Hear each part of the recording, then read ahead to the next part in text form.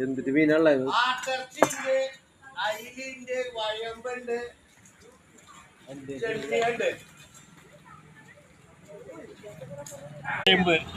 വെളുത്ത ചെമ്മീനില്ലേ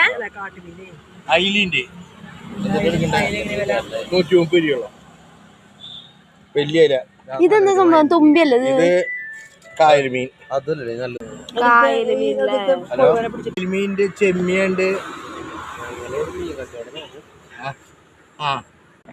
ഒഴിവിയാണ് ഇത് കായല് ഇഷ്ടംപോലെ വടക്കാഞ്ചേരി ആ ഭാഗത്തൊക്കെ ചോറിന്